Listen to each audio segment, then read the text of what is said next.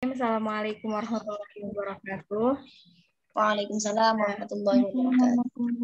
Kami perwakilan dari kelompok 2 akan yang beranggotakan Jihan Sakhoya, Raisa Lutfia, dan Kamila akan mempresentasikan pemberian tanda baca Al-Quran berupa fathah, kasroh, dhammah, tanwin, sukun, dan tasydid. Pemaparan pertama akan dipaparkan oleh Jihan Sakhoya. Baik. Ya, silahkan. Harokat terbagi menjadi 3 macam nih. Yang pertama fathah, kasroh, dhammah. Apa itu fathah? Benar. Fathah. Sebentar Jihan. Ini yang presentasi masuk tanwin juga nggak? Iya. Masuk ya? Iya, Berarti masuk. ada kelalaian apa ini? Kelalaian halaman.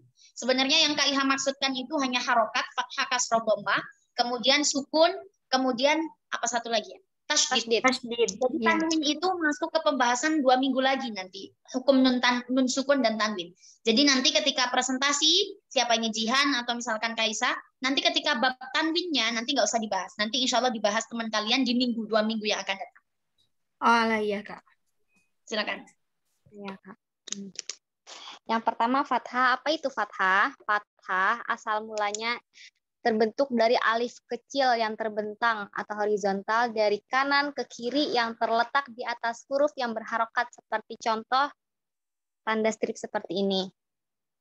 Adapun perbedaan pendapat tentang penempatan fathah ini, ada yang mengatakan fathah itu diletakkan di atas huruf.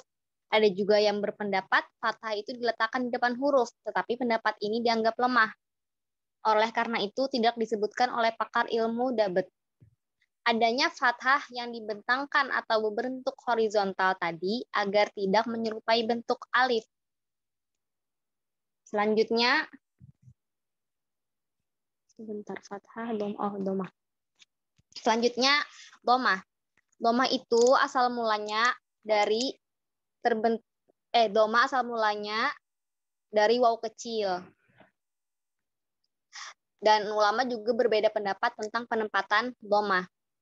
Ada yang mengatakan bertempatan di atas huruf yang diharokati, ada juga di depannya huruf, ada juga di dalamnya huruf. Tetapi pendapat itu juga lemah. Pendapat yang kuat itu ialah dhammah itu diletakkan di atas huruf yang berharokat.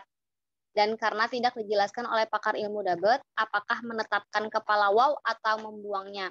Mazhab penulisan Masyrikiyah, wilayah negara Muslim Mesir ke timur, menetapkan kepala wawnya seperti contoh di PPT ini sesuai dengan pengalaman hurufnya. Dan mazhab Maghribiyah, wilayah negara Muslim ke barat, membuang kepala wawnya dan terlihat seperti huruf dal melengkung seperti contoh di PPT. Selanjutnya kasroh.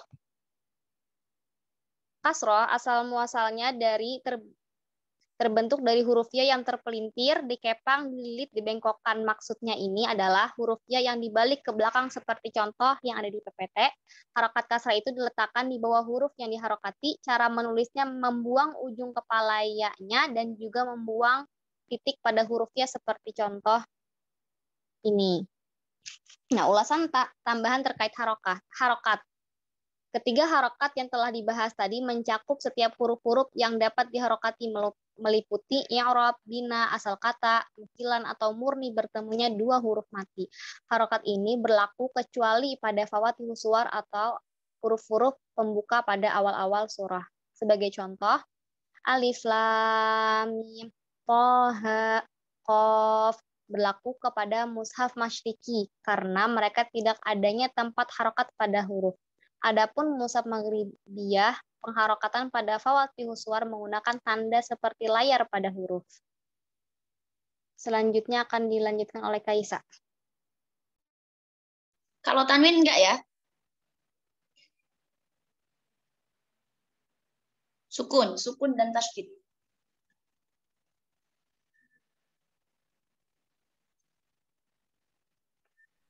Baik, selanjutnya pemberian tanda baca sukun.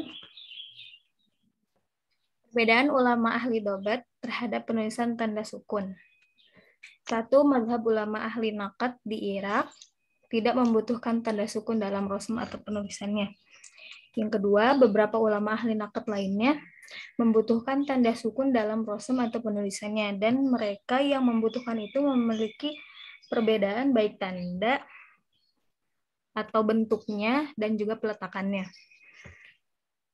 Abu Daud termasuk ulama yang membutuhkan tanda sukun dalam prosem atau penulisannya. Tanda sukun tersebut berbentuk lingkaran atau bundaran kecil yang diletakkan di atas huruf yang diharokati sukun. Seperti contoh alif lam mim. Alam nasroh. Salah. Alam nasroh. Alam nasroh laka sodorok. Tanda sukun yang bulat ini dipakai oleh mazhab ulama ahli naqd di Madinah, bagian barat dan timur. Pemberian tanda baca sukun. Perbedaan pendapat mengenai asal-muasal bentuk tanda sukun. Yang pertama, pendapat ulama hisab. Tanda sukun diambil dari lingkaran kecil, yaitu seperti angka 0. Yang kedua, pendapat Khalil bin Ahmad Al-Farahidi dan sahabat-sahabatnya mengatakan bahwa tanda sukun terbentuk dari kepala jim atau ha atau kho, diletakkan di atas huruf yang diharokati sukun. Seperti contohnya yang ada di share screen.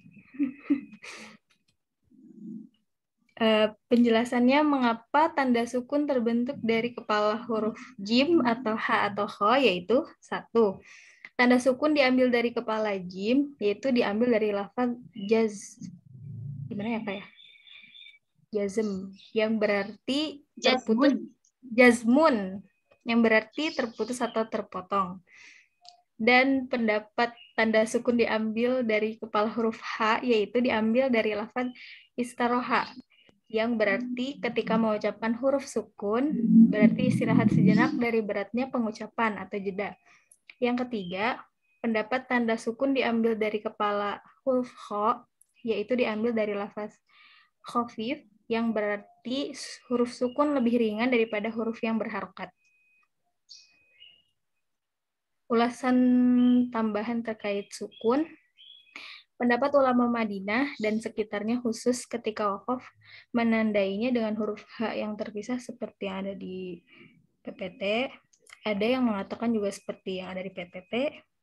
Ada juga yang mengatakan seperti yang ada di PPT. Yang kedua, apabila sukun yang asli dalam keadaan waqaf, maka huruf H ditambahkan ketika waqaf untuk menandakan sakat. Contohnya, bima lam fima amma kitabi mali. Lalu perbedaan pendapat mengenai peletakan tanda sukun disesuaikan dengan perbedaan sifat huruf seperti idhar, idgham, dan lain sebagainya yang akan dibahas di pelajaran selanjutnya. Selanjutnya, pembahasan mengenai pemberian tanda baca tasydid akan disampaikan oleh Kamila. Selanjutnya, pemberian tanda tasydid. Di sini tidak ada perbedaan pendapat dari ulama ahli dobat terkait huruf yang bertasydid, kecuali sebagian ulama ahli dobat di Irak yang tidak menggunakan tanda tasydid. Dan pendapat ini tidak dibenarkan oleh ulama. Akan tetapi, sebagian dari mereka pun ada yang memberikan tanda tasydid. Contohnya seperti yang ada di dalam PPT ini. Selanjutnya, ada perbedaan pendapat ahli dobat mengenai bentuk tanda tasydid. Di sini mazhab Imam Khalil bin Ahmad dan para sahabatnya dan juga para ahli naqd di sebelah timur, mereka menggambarkan tanda tasydid dengan kepala shin, tidak memberikan titik, meletakkannya di atas huruf bertasydid seperti contoh ini. Ini contohnya kebalik. Wa annahu ta'ala jadda rabbina. Jaddu bukan judda. Jaddu iya Kak. Seperti contoh ini wa annahu ta'ala jaddu rabbina, ini contohnya kebalik. Dan bentuk tanda tasydid diambil dari kalimat syadid. Seakan-akan mereka tidak memerlukan huruf shin yang asli. Seperti sebagian kalimat menurut penyair yang ada dalam PPT ini. Maksud penyair ini di bagian pertama untuk tidak naik dan di bagian yang kedua untuk naik. Maka cukuplah untuk menyebutkan huruf yang pertama di dalam kedua bait tersebut dari dua kalimat itu, dalam dua bagian itu.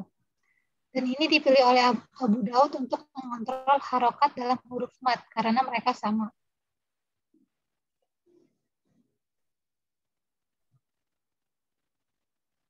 Selanjutnya dan tidak cukup hanya menaruh tanda tasydid di atas huruf saja, akan tetapi harus dengan harokat yang benar seperti harokat fathah, dhammah, dan harokat kasroh.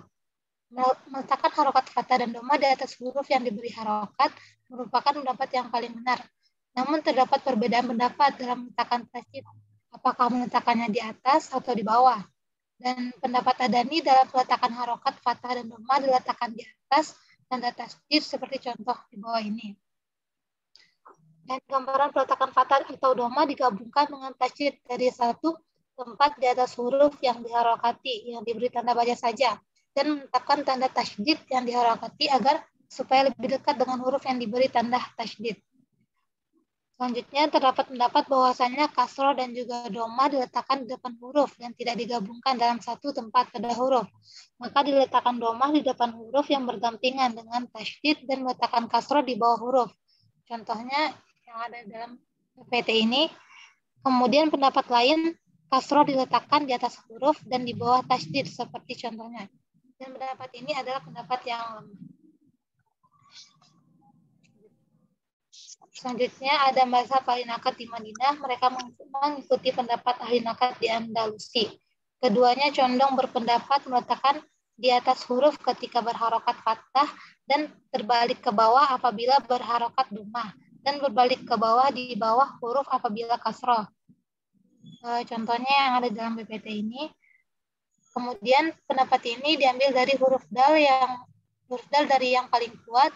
Kenapa yang diambil itu shin? Karena ia dengan pengulangan dal kepada huruf shin, karena huruf dal diulangi dalam 3 kalimat, dan Adani memilih yang paling banyak hukumnya.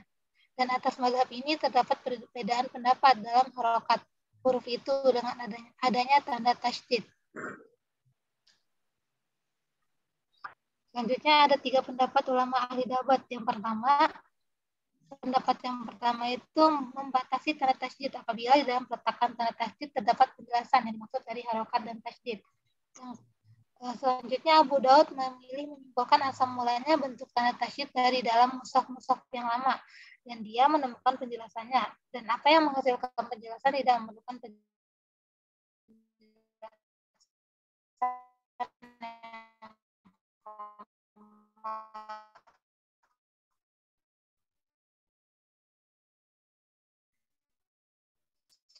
yang kedua, pendapat ini untuk menguatkan Suaranya penjelasan putus-putus. di antara mereka semua dalam peletakan tanda tasydid di setiap sisi huruf yang serupa marfu'an dan maftuhan dan maksuran. Ketiga, menyambungkan antara huruf yang bertasydid di akhir kalimat atau apabila akhir kalimat di antara mereka semua terdapat perubahan judul. Apakah putus-putus ya, Kak? Nggak apa-apa, dilanjutkan. Yang ketiga, menyambungkan antara huruf yang bertasydid di akhir kalimat atau apabila akhir kalimat di antara mereka semua terdapat perubahan kalimat, maka cukup dengan syad saja.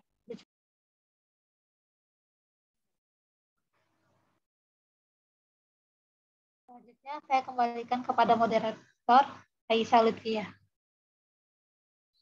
Baik, terima kasih. Telah selesai penyampaian materi. Kami buka sesi diskusi kepada teman-teman yang ingin bertanya. Gimana Kak Iha? Diskusi dulu atau langsung? Gimana? Kak Isa mau diskusi dulu apa langsung? Pengennya mah langsung, Kak. Langsung aja, Kak. Coba, yang pemakalah, sudah paham belum apa yang dimaksudkan tadi? Makalah berarti kami ya, Kak? Pemakalah berarti siapa tadi? Jihan, Kaisa, DKK tadi. Sudah paham nggak yang dimaksudkan tadi? Insya Allah, Kak. Insya Allah. Coba tanya Novia Alifatul, paham nggak yang dijelaskan tadi? Novia, paham nggak? Oh, nggak paham katanya, Kak. Belum. Nggak paham. Coba tanya Mutiara Fitri, paham nggak yang dijelaskan tadi?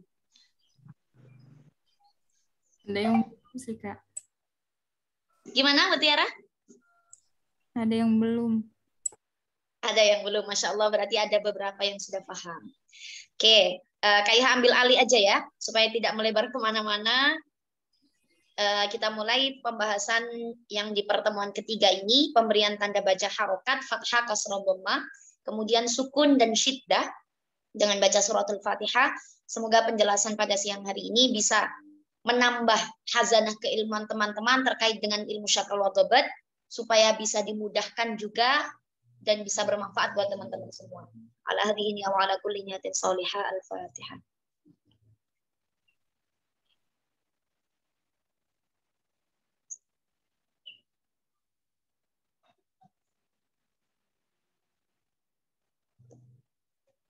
Kak Iha minta tolong sama siapa ini? Mutiara ya, Mutiara. Buat share screen kitab As-Sabil. Nanti juga share screen kitab Irsyadut Thalibin. Silakan. Jadi Kak Iha mau membahas terkait di kitabnya. Meskipun tadi sudah dijelaskan oleh pemakalah, tadi kelihatan sekali itu. Yang bagian awal-awal terjemahan dari kitab Irsyadut Thalibin. Yang bagian awal-awal.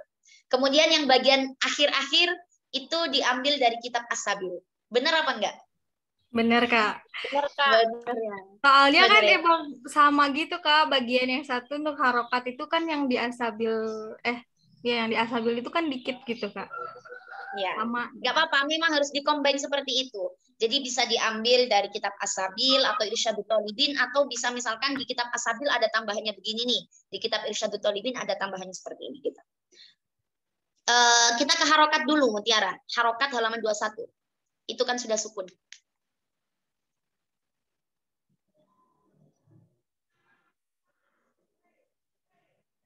Nah, itu. Bisa minta tolong digedein sedikit, Mutiara. Kayaknya matanya kayak aku kecil banget gitu ya.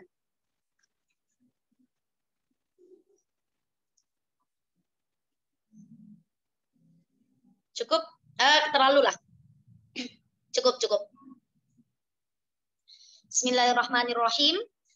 Minggu lalu kita sudah membahas terkait dengan sejarah, terkait dengan proses pemberian tanda baca dimulai dari 3 periodisasi. Periode dari Abul Aswad Ad-Du'ali, periode dari Imam Nasr bin Asim Yahya bin Ya'mar, kemudian periode yang ketiga dengan periode Khalil bin Ahmad Al-Farahidi. Kita sudah menjelaskan secara garis besarnya, beserta dengan urgensinya.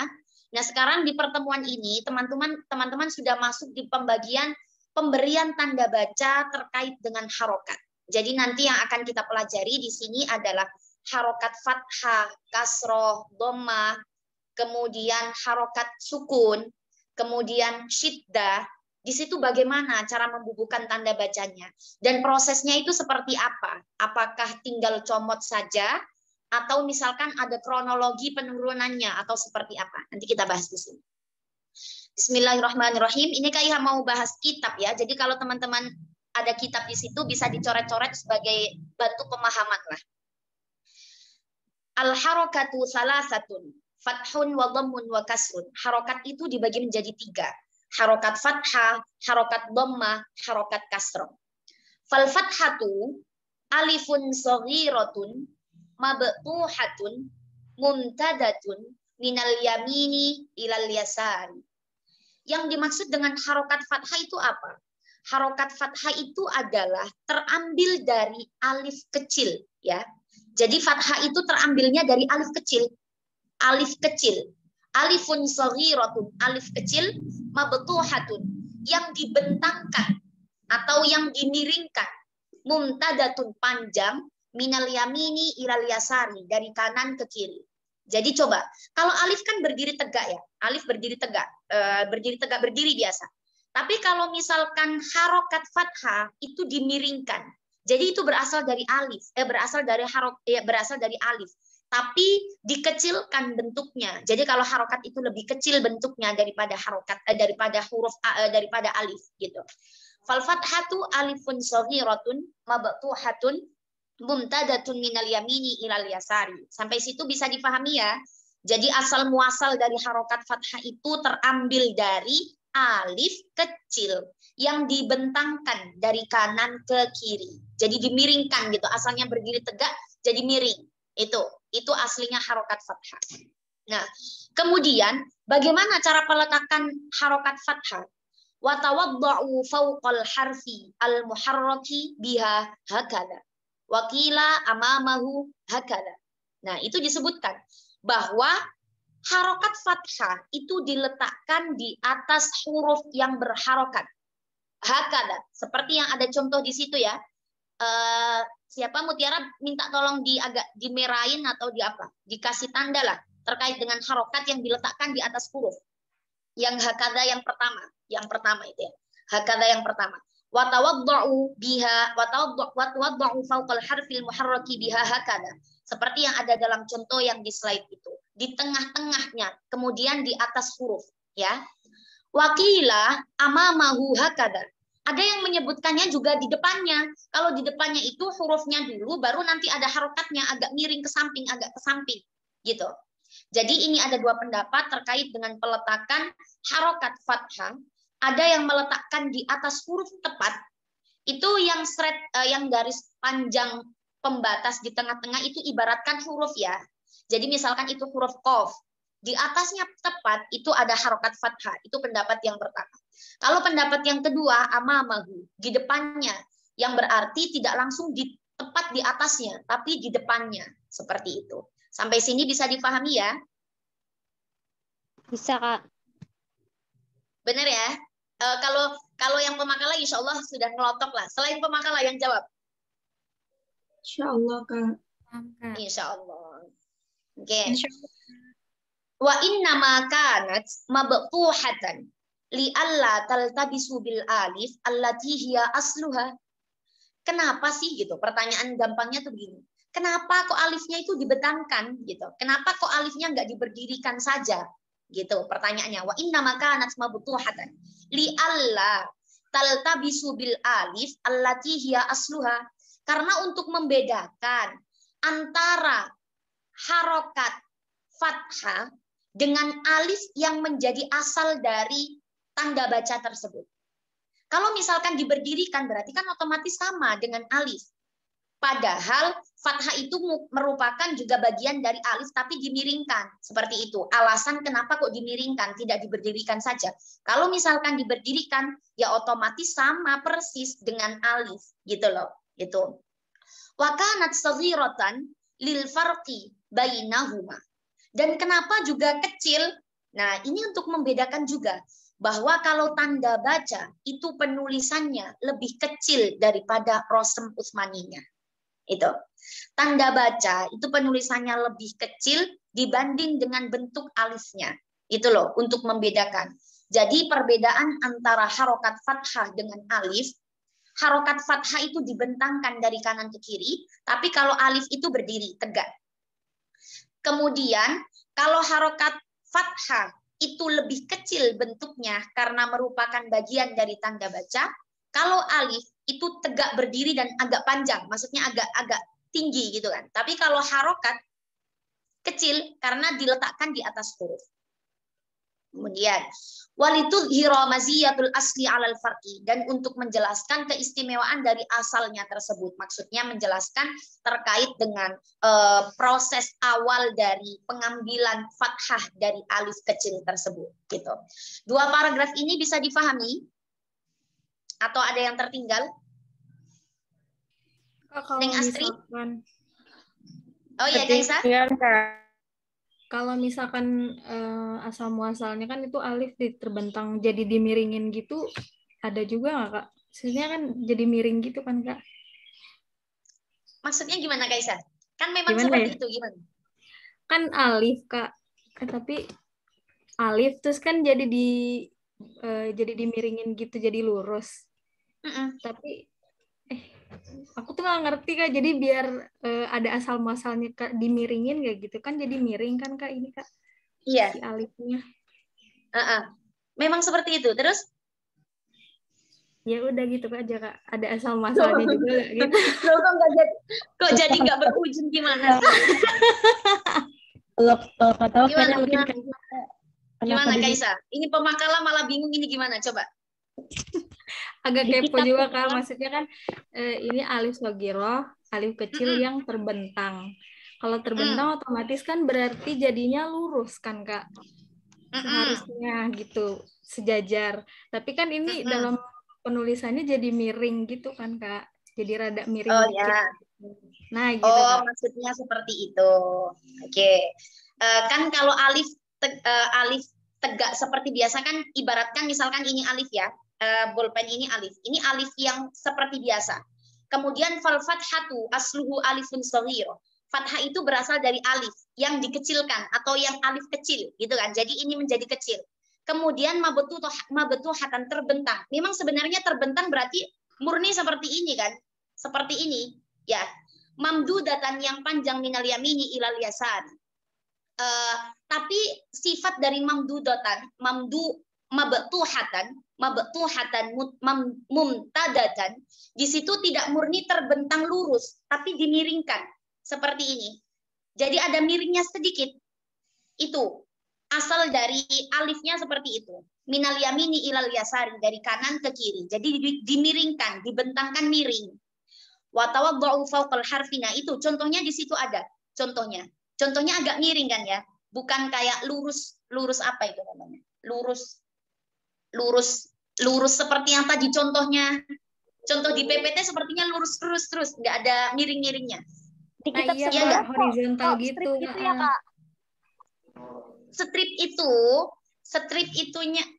Strip itu bagian dari pembatas tanda bacanya. Maksudnya itu.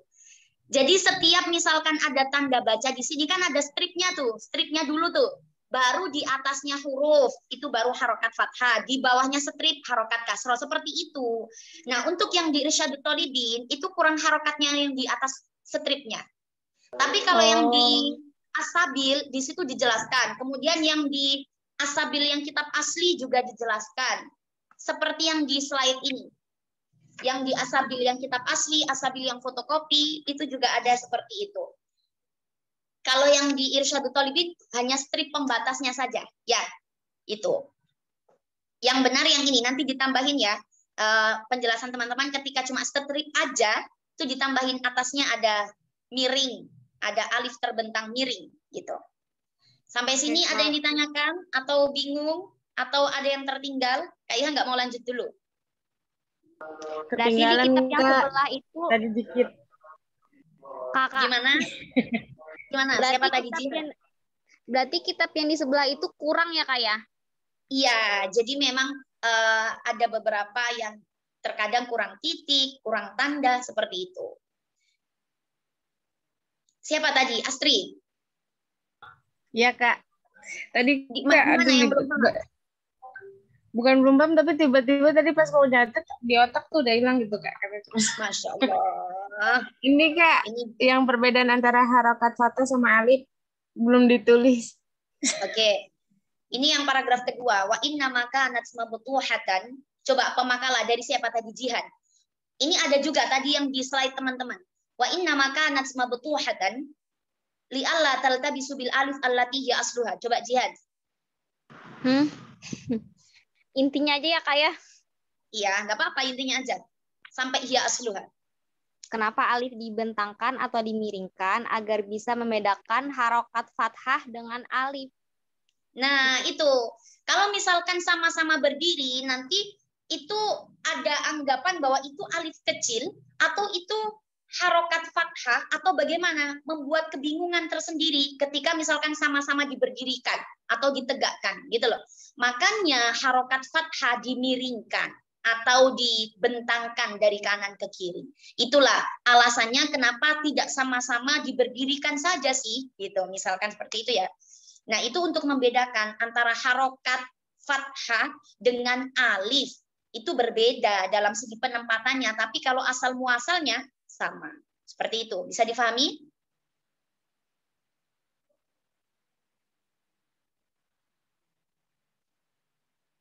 Bisa difahami, Istri? Insya Allah.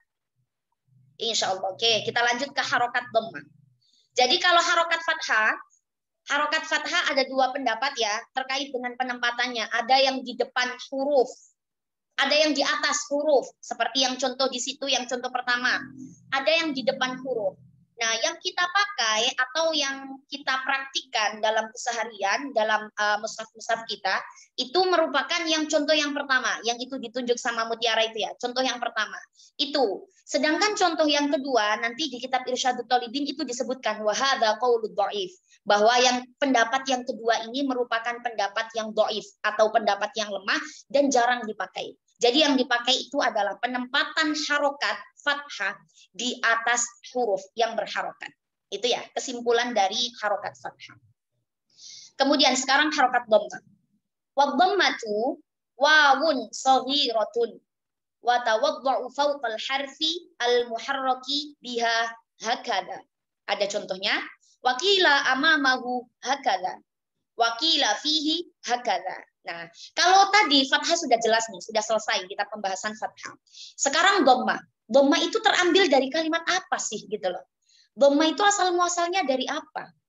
Nah, asal muasal dari dhammah itu adalah wawu. Tapi wawu kecil, ya wawu, kemudian wawu. Karena kalau wawu besar itu menjadi huruf, karena kalau misalkan dibesarkan itu menjadi sebuah huruf, maka di situ ada taukid atau ada penjelasan wawun shaghirah, artinya wawu kecil. Ya, berarti harokat dhammah itu terambil dari wawu kecil. Dan di mana cara meletakkan harokat dhammah ketika di sebuah huruf itu? Nah, diletakkannya fauqal harfi al-muharraki hakada, di atas huruf yang berharokat. Jadi misalkan ada huruf di atasnya tepat. Nah, disitulah harokat dhammah diletakkan. Ada juga yang berpendapat bahwa di depannya amamahu. Kalau di depannya berarti huruf dulu, kemudian sampingnya ada apa namanya? Ada harokat dhammahnya. Ada yang mengatakan bahwa di tengah-tengah antara huruf satu dengan huruf yang lainnya. Nah, itu contoh yang di tengah-tengah itu. Waqila fihi hakada. Nah, nggak usah bingung. Wal mukhtaru. Nah, ini bisa nanti dikasih apa? Dikasih garis apa namanya? Garis kesimpulan begitu ya. Wal mukhtaru, bahwa pendapat yang dipilih atau pendapat yang kita pakai adalah alladzi alaihil amalu huwa al-awwal fi kullin minal fathati wad dhammati. Jadi pendapat yang kita pilih atau yang kita pakai adalah pendapat yang pertama, baik dari segi harokat fathah maupun dhammah. Yakni pendapat yang pertama yang mana? Yang cara meletakkan harokat fathah dan dhammahnya itu fauqal harfi, di atas huruf yang berharokat. Sampai sini bisa difahami? Bisa, Kak. Bisa ya, benar ya? Benar. Oke. Nah, sekarang yang ketiga. Wal kasrotu. Kalau tadi harokat fathah terambil dari alif kecil yang dibentangkan dari kanan ke kiri. Harokat dhammah terambil dari wawu kecil. Kemudian peletakannya, cara meletakkan harokatnya di mana? Dua-duanya sama-sama di atas huruf yang berharokat. Kemudian sekarang yang ketiga, harokat kasroh. Wal kasrotu yaun mardudatun ila khulfin. Ini artinya, kalau tadi pemakalah apa ya ini? Kayaknya bahasanya lucu gitu, apa ya? Coba tadi apa? Yaun mardudatun apa ya? Terpelintir, apa gitu? Iya, dikepang, dililit, gitu Kak. Gimana ya dililit sama dikepang itu? Sebenarnya nggak ngerti juga sih Kak. Itu mardudatun ilal khulfi itu dibalik. Jadi ya yang terbalik, dibalik aslinya itu kan apa itu? Bahasanya tuh pantatnya itu kan di samping kanan gitu kan. Nah, itu dibalik ke kiri gitu loh. Gitu. Yaun mardudatun ila khulfin itu harokat kasroh itu terambil dari huruf ya yang dibalik. Wa tawadda'u tahtal harfil muharraki biha hakadha. Nah, itu contohnya. Coba Mutiara itu dikasih tanda apa itu? Hakadha. Nah, itu contoh ya yang dibalik. Itu contoh ya yang dibalik. Nah, penempatannya di mana harokat kasroh itu, cara menempatkannya, ditaruh atau ditempatkan di bawah huruf yang berharokat seperti ini. Jadi itu adalah penulisan harokat kasroh asalnya seperti itu. Ya yang terbalik saja. Ya yang dibalik seperti itu. Nah, kemudian فَإِذَا كَانَ الْحَرْفُ مُعَرِّضًا كَالسِّينِ وَالشِّينِ وَالنُّونِ وَاللَّامِ وَضَعَتِ الْكَسْرَةِ فِي أَوَّلِ تَعْرِيفِ الْحَرْفِ هَكَذَا. Kalau tadi pemakala menterjemah mu'arriqon apa? Ada nggak? Nggak ada sepertinya ya. Nggak tahu. Fa'idza kana al-harfu mu'arriqan, apabila huruf yang diberi harokat kasroh itu berupa huruf mu'arriq. Mu'arriq itu yang ada setengah lingkarannya itu loh. Seperti sin, shin, nun, lam itu kan kayak bawahnya itu kayak ada setengah-setengah lingkarannya itu loh. Fa'idza kana al-harfu mu'arriqan kasini wasyini wan nuni wal lami wada'atil kasrati fi awwali ta'riqil harfi hakada. Maka kasrohnya itu diletakkan lebih awal dari hurufnya. Coba perhatikan dari lafaz qul may yaklaukum bil laili wan nahari minar rahmani. Lafaz nun ya lafaz nun, penempatan harokat lafaz nun dan lafaz mim, nun yang dikasroh dan mim yang dikasroh berbeda. Ya, itu berbeda. Kalau nun yang dikasroh itu lebih tergeser ke depan gitu. Tidak di tengah-tengah hurufnya. Tapi kalau misalkan huruf mim yang dikasroh, di situ harokat kasrohnya di tengah-tengah huruf. Bisa difahami ya perbedaannya? Terlihat nggak perbedaannya? Antara penempatan harokat kasroh terkait dengan huruf yang mempunyai lingkaran, setengah lingkaran seperti itu, seperti nun, maka penempatan harokat kasrohnya itu lebih digeser ke depan. Jadi bukan di tengah-tengah hurufnya. Tapi kalau hurufnya berupa mim, misalkan mim, itu kan nggak bentuknya mu'arriq atau nggak bentuknya setengah lingkaran, maka itu di tengah-tengah huruf. Ini sebagai tambahan aja sih ya, sebagai tambahan aja. Oke, jadi sampai sini harokat kasroh itu terambil dari ya yang terbalik dan peletakannya di bawah huruf yang berharokat. Oke, bawahnya wahal tabqa ra'sul ya'i ad-dallati 'alal kasrati wa ra'sul wawi ad-dallati 'ala dhammati am yahdifan. Nah, ini celetukan pertanyaan ini. Apakah hal tabqa ra'sul ya'i? Apakah kita harus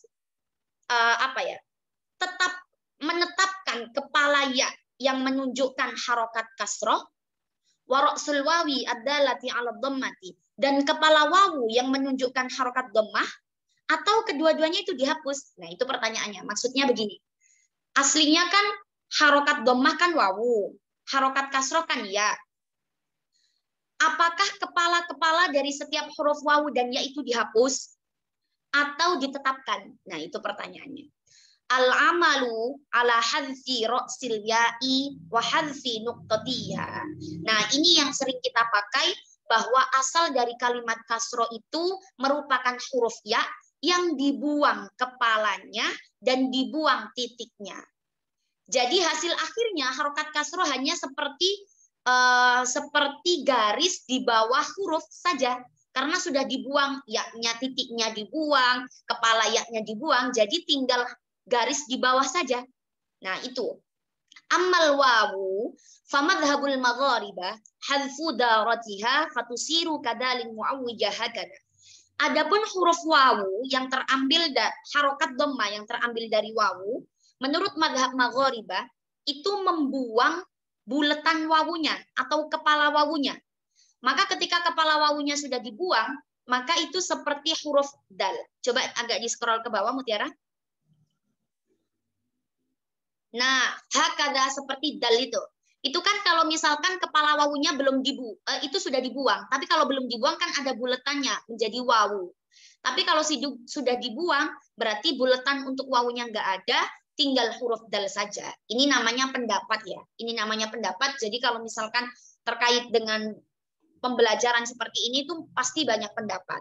Nah, tapi pasti di akhir sebuah pendapat-pendapat itu disimpulkan mana yang biasanya sering kita pakai, mana yang misalnya qaulun dhaif, atau mana yang biasanya tidak dipakai. Seperti itu.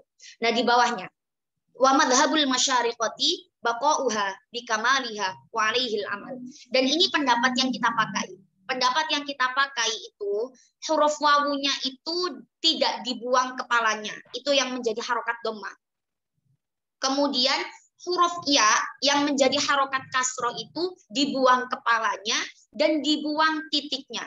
Dan itu juga yang kita pakai. Jadi kesimpulannya untuk pembahasan harokat itu kalau alif terambil dari kalau harokat fathah terambil dari alif kecil yang dibentangkan dari kanan ke kiri, untuk penempatannya di atas huruf, bukan di depan tapi di atas huruf. Kemudian harokat dhammah itu berasal dari wawu kecil. Penempatannya di atas huruf juga. Nah, itu pendapat yang asoh atau yang rojih. Kemudian kalau harokat kasroh itu terambil dari ya yang dibalik.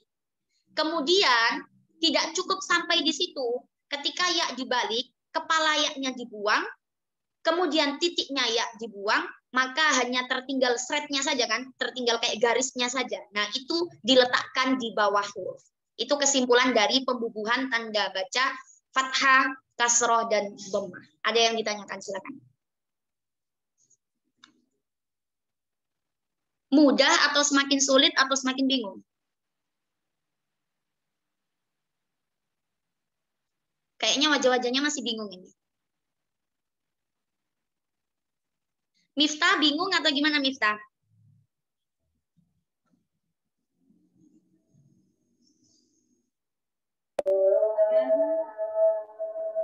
Wah, di sana ada nggak kedengeran? Mutiara, gimana Mutiara? Insya Allah paham, Kak. Insya Allah Mia? Insya Allah, Kak. Insya Allah semua nih. Jihan? Paham, Kak. Insya Allah. Masya Allah. Kaisa?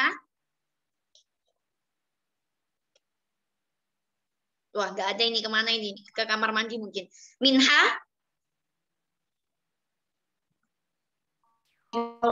Insya Allah, Kak. Kak, Gimana izin Minha? bertanya. Siapa Izin tadi bertanya, yang Kak. bertanya? Silakan. Ya. Kan huruf ya ini dibalik ya, Kak. Tapi aku belum nemuin dibaliknya gimana ya, Kak. Oke. Terus titiknya itu yang mana?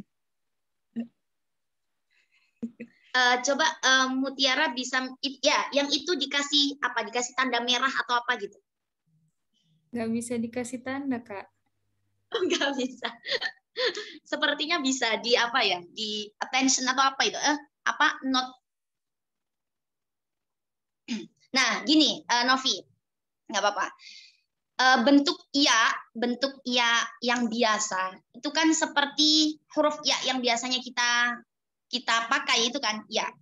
Kemudian ketika ya dibalik, maka itu berubah menjadi yang seperti itu, hakada, yang baris ketiga ya, Novi.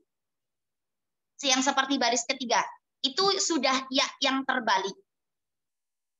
Kemudian ketika ya sudah terbalik seperti itu, dibuang kepala ya-nya. Di atasnya itu dibuang. Kemudian kan ada titiknya. Sebenarnya kan ya ada titik 2 di bawahnya situ. Titiknya dibuang juga. Jadi yang tersisa hanya garis yang di bagian bawahnya saja. Nah, itulah yang menjadi pondasi awal untuk pemberian tanda harokat. Sampai sini paham, Novi? Jadi titiknya itu yang di atasnya itu, Kak, atau yang mana, Kak? Titiknya ya, di bawahnya titiknya ya. Kalau di situ kan nggak ada titiknya ya.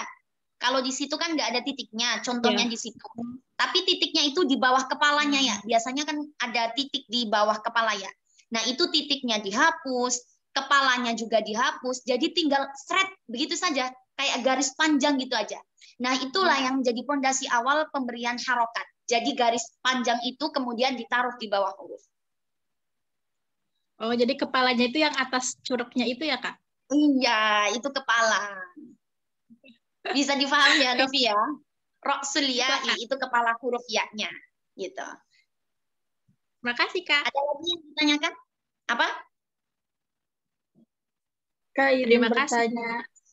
Silahkan. Kak, kan jadi tadi kan iya itu kan tinggal garisnya itu ya Kak yang bawah. Berarti dia juga ini ya Kak, mabtuhatan. Benar. Jadi sekali. dimiringkan. Dia dibentangkan miring. Dia dibentangkan miring seperti harokat fathah ya, dibentangkan miring di bawah huruf juga. Begitu. Jadi kalau misalkan proses pemberiannya tetap seperti harokat fathah tadi, dibentangkan miring. Tapi untuk pengambilan dasarnya atau pengambilan dari apa sih harokat kasroh itu dari ya. Seperti proses yang tadi ya, kemudian dibalik, kemudian kepalanya dibuang, titiknya dibuang, tinggal harokatnya saja, tinggal garisnya saja. Nah, garisnya agak dimiringkan. Itu akan menjadi harokat kasroh. Begitu, Mia. Baik, Kak. Terima kasih, Kak. Ada lagi, sebelum kita masuk ke sukun dan tasydid.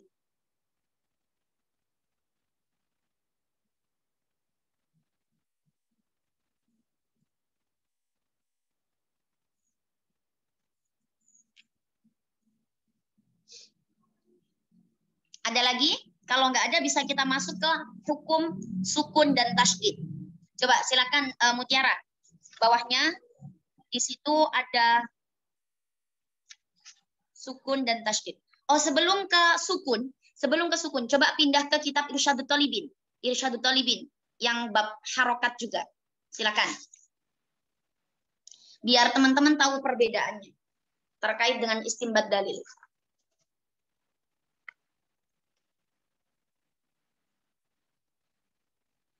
Kalau di Irsyadut Thalibin halaman 7.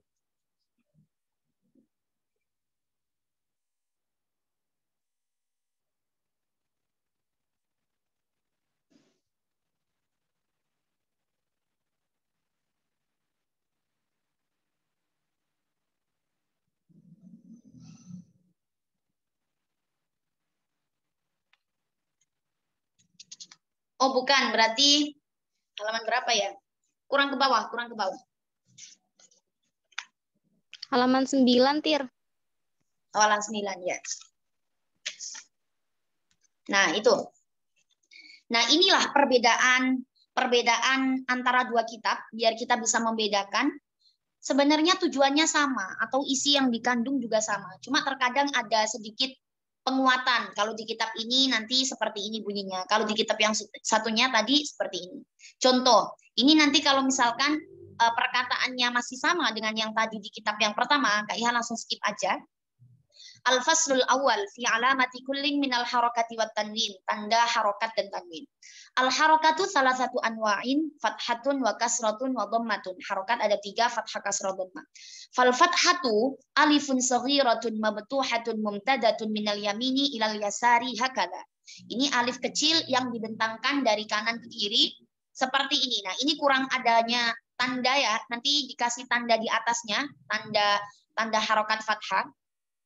Waktu lifafi maudhi'iha, ada perbedaan pendapat terkait dengan tempat peletakannya.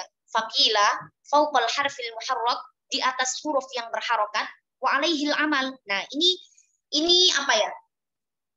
Ini biasanya teman-teman menemukan dalam menerjemah kitab ini wa alaihil amal atau fihil amal atau al amalu fihi. Nah, itu berarti yang kita pakai, yang kita apa namanya? Yang kita terapkan itu ya wa alaihil amal. Jadi yang kita terapkan untuk harokat fathah di kitab Irsyadut Thalibin juga seperti yang tadi di kitab As-Sabil, yakni harokat fathah terambil dari alif kecil yang dibentangkan dari kanan ke kiri, kemudian penempatannya di atas huruf yang berharokat, dan inilah yang kita pakai. Waqila amamahu wa huwa dhaif. Nah, kalau di kitab ini ada penjelasannya. Di sini waqila amamahu wa huwa dhaif. Ketika harokatnya itu diletakkan di depan huruf, maka ini yang tidak dipakai, artinya ini yang qaulu dhaif. Seperti itu. Walidha lam yadhkurahu sahibul dhil. Oleh karenanya yang dhaif tidak disebutkan dalam penjelasan ini. Wa inna makanat mabtuhatan li alla taltabisu bil alif. Sama kayak tadi. Wa saghiratun litudhira maziyatul asli alal far'i. Sama juga ini. Nah, jadi kesimpulannya, ini pembahasan harokat fathah masih sama dengan pembahasan yang tadi. Bedanya hanya di sini ditambahkan dengan qaulud dhaif. Adanya qaul yang dhaif ketika harokat fathah itu berada di depan huruf. Lanjut ke bawah. Wa dhammatu wawun shaghirah واختلف في موضعها فقيل توضع الفوق الحرف المحرك بها وعليه العمل. Kalau harokat dhamma itu juga terambil dari wawu kecil. Dan penempatannya ada yang mengatakan di depan huruf yang berharokat. Dan inilah yang kita pakai. Wakila amamahu, wakila fihi, wa huwa dhaif. Dan yang mengatakan di depan huruf atau ditaruh di tengah-tengah hurufnya itu adalah pendapat yang dhaif. Maka kesimpulannya untuk harokat dhammah juga itu diberikan tanda dhammah dari wawu kecil diletakkan di atas huruf yang berharokat. Berarti kan sama ya? Sama. Kasroh. Wal kasratu ya'un ma'kusatun ay mardudatun ila khulfin hakada. Kasroh juga terambil dari ya. Ya yang dimaksudkan itu seperti apa? Ay mardudatun, ay dibalik ke belakang, ila khulf, kebalikannya gitu kan berarti hakada. Nah itu contoh ya yang dibalik. Wa tawadda'u tahtal harfil muharraki biha ba'da hadfi ra'siha wa nuqtatiha fatusiru jarriha hakada. Nah cara penempatannya dengan membuang kepala ya-nya dan membuang titiknya, maka dijadikanlah seperti ini. Nah, itu sudah dibuang kepalanya dan sudah dibuang titiknya, tinggal garisnya saja, kemudian nanti dimiringkan. Jadi sama ya, kesimpulan antara kitab yang pertama dan kitab yang kedua sama, terkait dengan pembubuhan tanda baca, fathah, kasroh, dan dhammah. Insya Allah mudah ini. Coba silakan Mutiara yang sukun.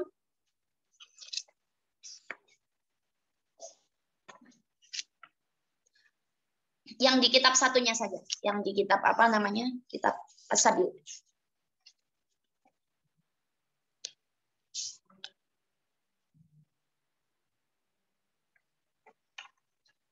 Nah, ini pembahasan terkait dengan sukun. Ikhtalafa ulama'ud dhabti hal yaftaqiru sakinu ila alamatin tadullu ala sukunihi amla. Jadi tuh kalau misalkan bahasanya tuh begini. Apakah kita tuh masih butuh tanda sukun ketika huruf tersebut menunjukkan bahwa huruf tersebut sudah mati, gitu loh. Jadi ulama Arab itu menganggap bahwa ketika huruf tersebut sudah mati atau sudah tidak terbaca, maka nggak usah membutuhkan tanda sukun, gitu. Maksudnya seperti itu ya. Fadhahaba ba'du nuqatil iraqi ila adam ihtiyajis sakini ila alamatin tadullu ala sukunihi. Akan tetapi mazhab sebagian dari ulama nuqat dari Irak menjawab bahwa kita itu tidak butuh adanya tanda sukun. Karena adanya tanda sukun itu sudah mencakup dari tanda huruf tersebut mati. Gitu. Jadi ketika ada huruf mati, nggak perlu ada tanda sukun lagi. Otomatis ketika huruf mati ya sudah tidak bisa dibaca. Nggak usahlah tanda sukun. Gitu. Ini kronologinya seperti itu. Wadhahaba ghairuhum, adapun ulama yang lainnya berarti selain dari ulama Irak ini ya, ilahtiyajihi ila alamati dhabtihi. Ulama Irak berarti berpendapat bahwa ini butuh adanya tanda sukun atau pembubuhan tanda sukun secara sendiri itu dibutuhkan. Karena untuk membedakan antara huruf ini berharokat dan huruf ini mati, begitu. Fadhahaba Abu Dawud fi ikhtiyarihi ila annahu dawatan ay halaqatan saghiratan tawadda'u fawqa al-harfi sakini munfasilatan anhu hakada. Imam Abu Dawud berpendapat bahwa sukun itu berasal dari daratan ay hilqatan atau apa itu? Bulatan atau ya bulatan saghiratan kecil tawaddu'a fawqal harfi sakin yang diletakkan di atas huruf yang mati munfasilatan yang terpisah dari hurufnya. Nah, itu seperti contoh yang ada dalam ayat alam nashrah laka sadrak. Nah, pada huruf mimnya ada mim yang mati yang ada sukunnya, itu bulatan kecil ya, bulatan kecil. Shinnya juga ada bulatan kecil, haknya juga ada bulatan kecil seperti itu. Wa huwa madhabu aktsaru nuqatil Madinah wa alaihil amal. Dan ini merupakan madhab dari ulama nuqat ahlu Madinah. Dan ini juga yang kita pakai. Berarti kita memakai tanda sukun yang seperti ini. Coba saja nanti diperiksa di Al-Qur'annya masing-masing, kita sukunnya seperti ini. Kemudian, ini kan Imam Abu Daud menjelaskan bahwa sukun itu terambil dari bulatan kecil seperti itu. Nah, sekarang yang ada perbedaan pendapat itu terkait dengan terambil dari apa sih sukun itu? Atau misalkan masa ujuk-ujuk sukun itu bulatan aja, nggak ada asal usulnya, gitu loh. Nah, disinilah disebutkan waktu lifafi asli ma'khudhu ala hadhil madhab, ala hadal madhab. Ini ada perselisihan pendapat terkait dengan terambilnya harokat sukun. Faqila akhoda min daratin saghiratin wa hiya as-sifru inda ulama il-hisab in al-aslu fi wad'ihi bainal adadain ad-dalati ala khului manzilatihi minal adad. Dan sampai minal harokah, itu penjelasannya bahwa sukun itu terambil dari sifr atau bulatan kecil. Ini menurut ulama ahli hisab juga. Kemudian wadhahabal Khalil bin Ahmad, ini Khalil bin Ahmad al-Farahidi ya, dan ini yang juga kita pakai sampai sekarang. Wadhahabal Khalil bin Ahmad wa ashabihi ila anna alamatahu ra'su jimin au ha'in au kha'in tawaddu'u fawqal harfil musakkani munfasilatan anhu hakada. Seperti alam nashrah laka sadrak wa alaihil amal.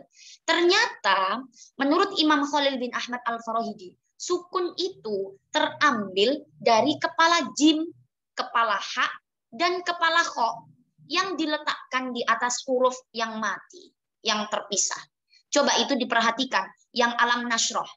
Itu sukunnya, itu seperti kepala jim, yang tidak ada titik saja itu. Kepala kho yang nggak ada titik. Kepala ha yang nggak ada titik juga. Seperti begitu. Nah, termasuk Quran yang kita baca itu sukunnya seperti itu. Terambil dari kepala kho, jim atau ha. Ya, gitu. Kemudian di sini di bawahnya ada penjelasan lagi. Ketika kita ngambil dari kepala jim itu artinya apa? Ketika kita mengambil dari kepala ha itu artinya apa?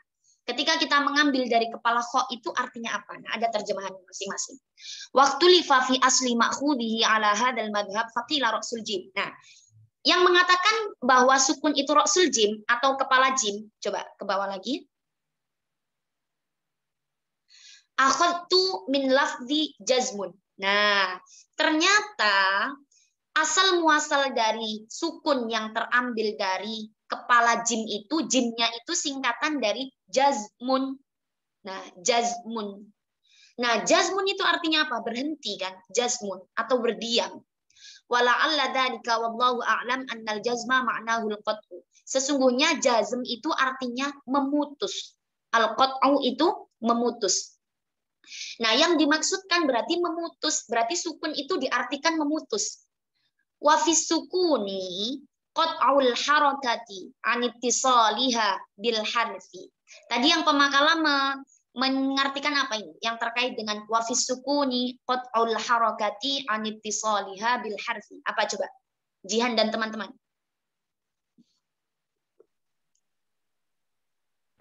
Ini bagian Kamila, Kak. Oh, Kamila, silakan. Wah, bagian-bagian masing-masing ini berarti. Silakan Kamila. Aku tasdid. Yang mana? Yang mana bukan sih Kaisa ini? Yang sukun siapa? Kaisa, Oh, Kak. Kaisa. Yang mana, Kak? Wala Yang ala ini. zalika. Wafi sukuni yang baris kedua. Wafi sukuni qat'ul harakati an ittisaliha bil harfi. Maksudnya di sini jazm yang diartikan qat'u, sukun yang berasal dari ra'sul jim atau kepala jim itu kan berasal dari lafaz jazmun yang berarti al-qat'u. Nah, berarti diartikan sukun di sini apa? Kaisa, sampean mengartikannya apa?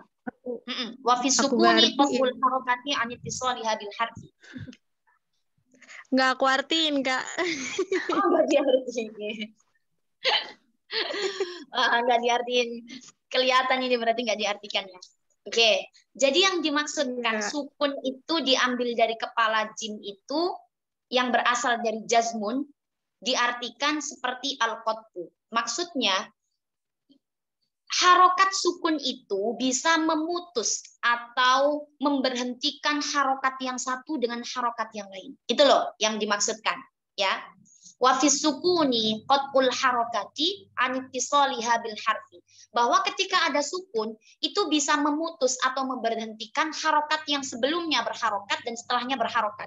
Makanya kenapa sukun itu disebut dengan jazmun. Diam atau berhenti atau memutus. Gitu ya. Oke. Kemudian tadi ada yang mengatakan bahwa sukun itu disebut dengan diambil dari ra'sul ha, ya, ra'sul ha atau kepala ha. Wakila ra'su ha'in. Ada yang mengatakan bahwa lafaz harokat sukun atau tanda baca sukun itu terambil dari kepala ha. Ini diambil dari lafaz min lafzi istaroha. Nah, istaroha artinya istirahat. Coba Kamila siapa? Kaisa. Tadi diartikan nggak yang tentang ini? Kenapa disebut dengan istirahat sukun itu? Idfin nakti bisukuni rohatun an saklin nukti bil harakati.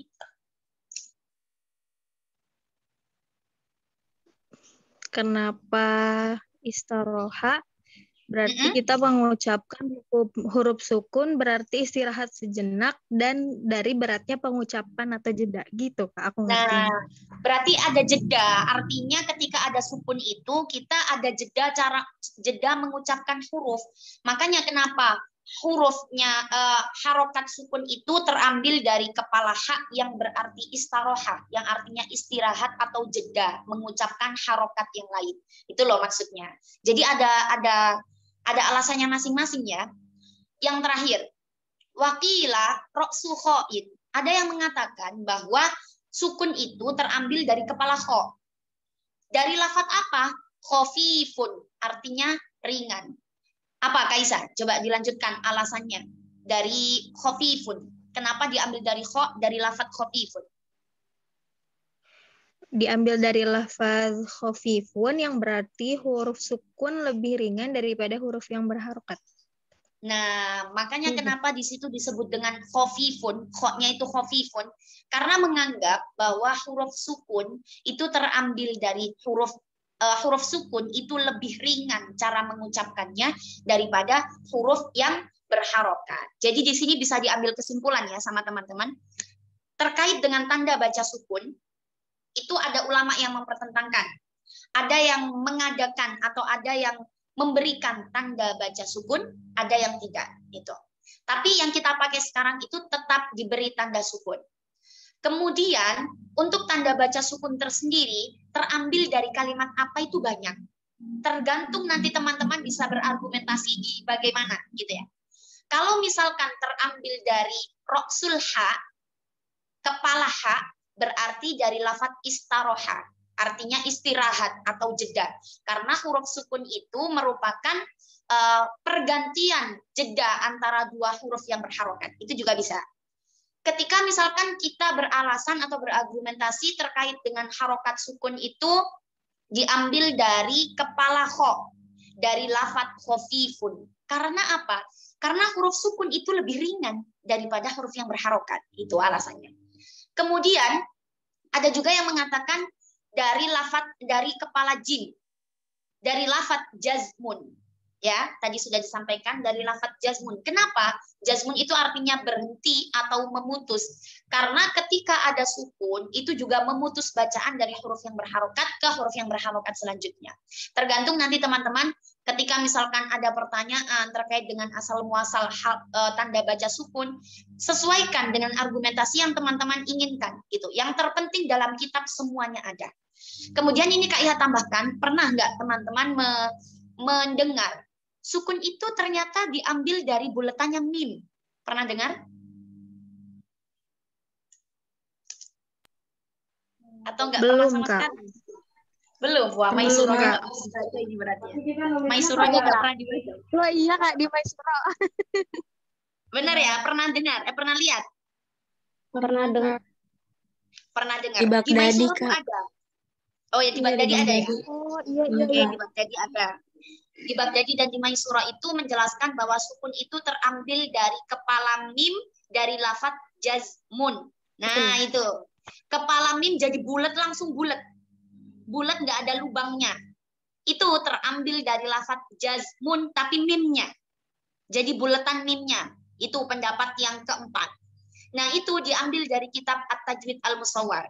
Teman-teman tambahkan saja. Tambahkan apa namanya? Tambahkan penjelasan di bukunya masing-masing bahwa ada juga yang menyebut bahwa harokat atau tanda baca sukun itu terambil dari kepala mim dari lafadz jazmun. Terambil dari kitab At-Tajwid Al-Musawwar karya Syekh Aiman Rusdi, di situ dijelaskan. Jadi misalkan teman-teman mau berargumentasi, misalkan huruf sukun itu terambil dari apa sih? Tergantung maunya yang seperti apa gitu. Kalau misalkan maunya yang bulat murni yang nggak ada lubangnya sama sekali, itu berarti terambil dari lafadz jazmun, mimnya jazmun. Tapi kalau misalkan ada lubangnya seperti ini, nanti teman-teman cross check di mushafnya masing-masing ya, ada lubangnya, itu berarti terambil dari kepala. Kalau nggak ha, kho, ya jim. Kalau ha terambil dari lafadz istaroha, kalau kho terambil dari lafadz khofif, kalau jim terambil dari lafadz jazmun. Tergantung maunya yang mana gitu. Nanti kalau misalkan ditanya, kalau yang terambil dari lafadz jazmun, buletannya mim, di kitab apa ya? Di kitab At-Tajwid Al-Musawwar. Masya Allah. Seperti itu loh. Kalau nanti yang jazmun yang huruf kepala jimnya, sama hak yang istaroha atau khofif yang khoknya, itu ada di kitab As-Sabil dan ada juga di kitab Irsyadut Thalibin gitu. Ya, bisa ya teman-teman ya. Itu asal muasal dari sukun atau proses cara membubuhkan tanda sukun dalam sebuah huruf. Ada yang ditanyakan perihal sukun?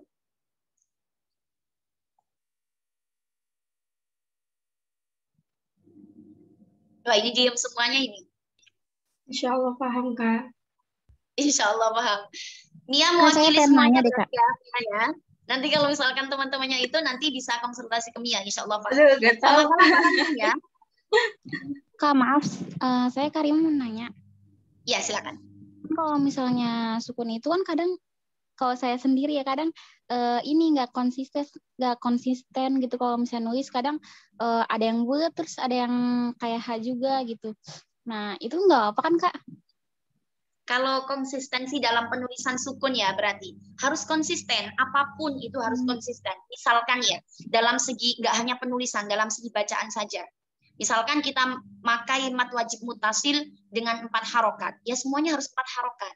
Misalkan kita mau memakai mat wajib dengan 5 harokat, semuanya juga harus 5 harokat. Begitupun ketika tanda baca. Tanda baca ketika kita memilih satu madhab, maksudnya madhabnya di sini sukunnya itu dengan sukun bulat gitu kan, maka seterusnya kita pakai sukun bulat. Kalau misalkan kita memilih untuk sukunnya yang masih ada lubang di tengahnya, atau misalkan seperti kepala kho, ha, dan jim, ya kita teruskan dengan seperti itu. Jangan sampai dicampur-campur. Nanti kalau dicampur gini, wah ini ikut madhab ini kok ikut madhab ini, wah nggak konsisten ini yang nulis. Seperti itu nanti. Termasuk kayak misalkan, kalau misalkan teman-teman pelajari mushaf-mushaf yang lama, itu cara penulisan Al-Qur'annya sudah beruntut loh, atau sudah rapi. Dari awal kepala kho semua, dari sampai akhir kepala kho semua. Tidak ada yang setelah kepala kho ada apa misalkan bulat seperti huruf mim, nggak ada gitu. Nah, ada juga mushaf yang memang dari kepala mim ada. Itu mushaf-mushaf zaman dahulu juga. Atau mungkin teman-teman masih kelihatan ada yang mushaf seperti itu yang zaman sekarang. Sepertinya sudah kepala kho semua. Coba lihat di mushafnya masing-masing, itu sudah kepala kho. Baik mushaf Madinah atau mushaf Indo, itu semuanya udah kepala kho semuanya. Ketika penulisan sukun, sudah tidak ada yang memakai bulat. Tapi ada juga dulu yang memakai bulat. Mushaf-mushaf zaman dahulu ada. Ya, Kak. Enggak, soalnya saya kadang kalau lagi nulis suka lupa gitu kadang. Yang awalnya ini bulat, terus yang itu gitu. Ya. Tapi nggak disalahkan juga kalau misalkan kita namanya juga tholibul ilmi ya, masih belum bisa istiqomah untuk satu madhab tertentu. Tapi kalau bisa diusahakan kalau misalkan kita menggunakan satu madhab dengan kepala kho atau kepala ha atau kepala jim, ya seterusnya seperti itu, gitu ya. Nanti kalau misalkan berurusan dengan mata kuliah seperti ini sangat bermasalah seperti itu, karena nggak konsistensi dari awal, gitu ya. Ya, makasih, Kak. Ada lagi terkait dengan sukun.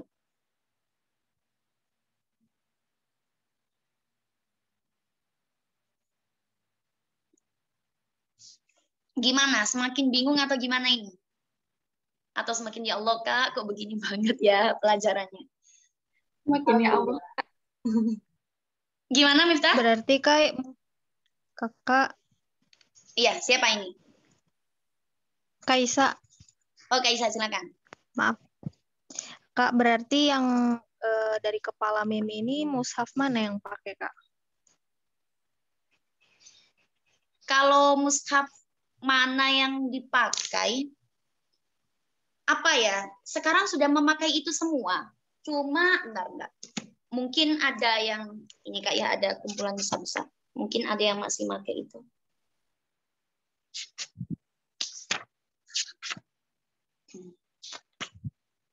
Mushaf standar Indonesia sudah memakai kho ya. Mushaf Nabawi juga sudah memakai kho. Ini kalau misalkan kita lihat secara keseluruhan perkembangan mushaf ya. Mushaf terbitan Timur Tengah juga sudah memakai kho. Coba, atau mungkin teman-teman ada yang punya mushaf zaman dahulu atau mushaf yang masih ada di rumahnya masing-masing, tapi sukunnya pakai sukun itu. Sukun apa namanya? Sukun bulat. Ini tuh ada sukunnya sukun bulat, tapi mushaf Madinah, tapi riwayatnya riwayat Warsh. Di situ sukunnya sukun bulat. Di Maisuro ada di situ, sukunnya sukun bulat. Bulat-bulat kayak misalkan mimnya lafadz jazmun itu. Tidak seperti kho. Di situ ada. Menurut riwayat Warsh. Riwayat Warsh di situ sukunnya bulat. Tapi kalau mushaf yang beredar di kanan kiri kita dengan riwayat Imam Hafiz itu masih sukun yang kepala kho. Ada juga yang mushaf zaman dahulu, tapi Kak Yah belum menemukan secara resmi bentuknya terkait dengan sukun bulatnya. Ya, kebanyakan riwayat Warsh. Ini juga yang riwayat Warsh yang lain juga sukunnya sukun bulat. Walau ji'na bimithlihi madada. Selainnya sukunnya sukun kho.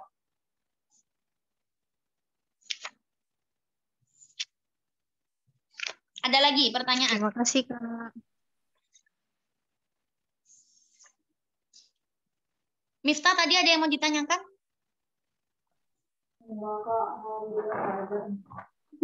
Nggak ada. Paham ya Miftah ya? Yang di sini aja, yang pahamin aja. Gimana? Yang kakak jelasin aja kok paham. Enggak mau nanya lain. Jelasin aja paham. Gimana? Udah kak. Gimana kok ketawa aja? Ya intinya seperti itu. Begitu Ya. banyak dan begitu luasnya keilmuan Al-Quran sampai perihal tanda baca aja diperdebatkan. Dan ada prosesnya tersendiri gitu loh. Jadi nggak kun fayakun cara penempatannya dan prosesnya itu gitu loh. Jadi Masya Allah sekali, termasuk teman-teman ini sebagai teman-teman pilihan yang dipilih untuk mempelajari terkait dengan keilmuan ini gitu loh. Ilmu syakal wa tobat. Jadi memang harus lebih sabar lagi, harus lebih sering-sering baca, kemudian sering-sering diskusi lah terkait dengan permasalahan seperti ini ke teman-temannya. Atau misalkan teman-teman berminat gitu, tapi nggak tahu ini minat atau enggak. Berminat untuk mengajukan sebuah judul skripsi misalkan terkait dengan tanda baca Al-Quran. Ya itu bisa itu. Terkait dengan tanda baca Al-Quran, misalkan tanda harokat tanwin saja. Ini kan belum membahas terkait tanwin ya. Tanwin antara tanwin bertemu dengan idgham bi gunnah dan tanwin bertemu dengan idgham bila gunnah. Tanwin bertemu dengan ikhfa itu beda nanti penulisannya itu. Kalau misalkan teman-teman perhatikan. Tapi kalau mushaf Indonesia semuanya sama. Tapi kalau mushaf Timur Tengah tuh beda. Ada yang tanwinnya numpuk di atas, kayak misalkan fathatain itu langsung numpuk di atas. Ada yang penulisannya begini, miringnya begini. Ada yang numpuknya langsung begini, ada yang begini. Itu berbeda. Nah, itu sebenarnya unik loh ya. Unik buat dijadikan sebuah penelitian, tapi ya dilihat lagi nanti masih adakah celah di pembahasan itu. Takutnya nanti misalkan sudah expired pembahasannya, tapi itu juga perlu dikaji ulang gitu. Gimana? Minat untuk membahas terkait dengan syakul babad atau enggak minat, terlalu pusing? Gimana Miftah, suaranya jauh?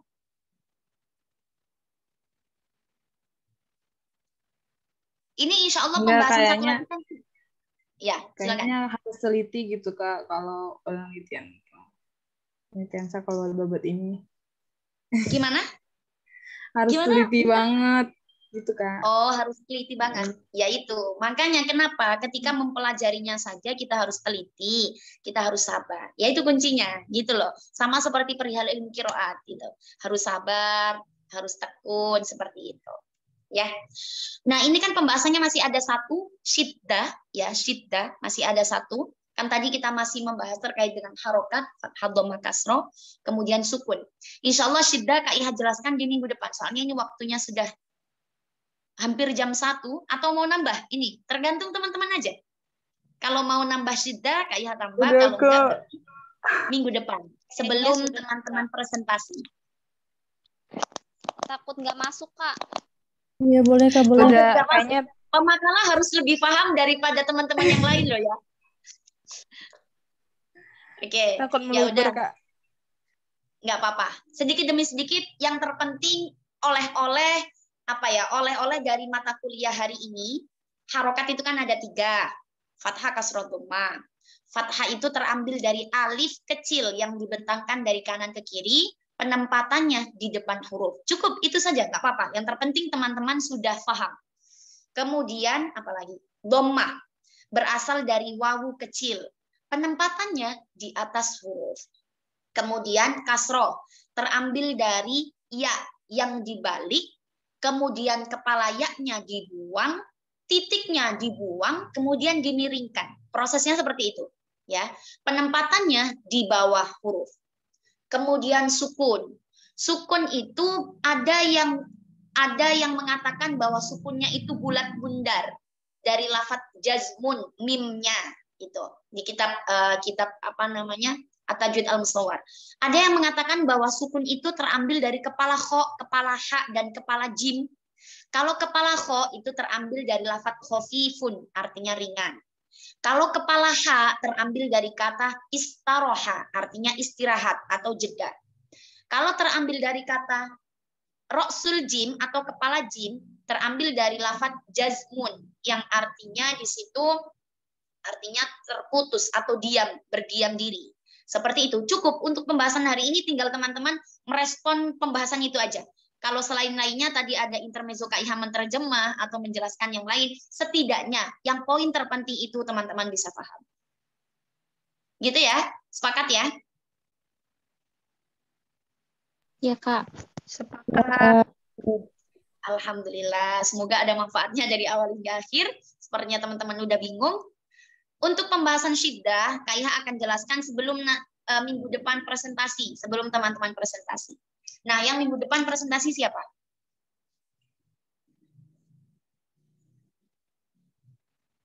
Wah, jangan-jangan nggak menyadari nih siapa yang besok presentasi. Jangan-jangan belum buat dan sebagainya. Yang presentasi siapa? Saya Pak. Saya Pak. Saya Kak sama temen. Wah, sama Konita sama.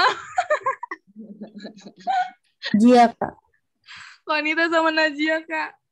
Masya Allah. Dipersiapkan ya, dipersiapkan. Ya. Kemudian minggu depan insya Allah nggak terlalu banyak membahas terkait dengan hukum mat, tanda mat, dan hamzah. Kalau matnya sih nggak banyak, tapi kalau hamzahnya mungkin hamzah di tengah seperti apa, hamzah di awal seperti apa, di akhir seperti apa. Nggak apa-apa, semangat ya Miftah ya. Jadi nanti minggu depan sebelum presentasi, Kak Iha menjelaskan terkait dengan tasydid. Masih ada satu tasydid yang belum kita jelaskan. Kurang lebihnya Kak Iha mohon maaf, semoga ada manfaatnya dari awal hingga akhir. Kalau misalkan ada kurang dan lebihnya Kak Iha dalam menyampaikan materi, mohon dimaafkan yang sebesar-besarnya. Kita tutup dengan doa kafaratul majelis. Subhanakallahumma wa bihamdika nasyhadu an la ilaha illa anta nastaghfiruka wa atubu ilaih. Assalamualaikum warahmatullahi wabarakatuh. Waalaikumsalam warahmatullahi wabarakatuh. Terima kasih Kak Iha. Sama-sama. Makasih banyak Kak Iha.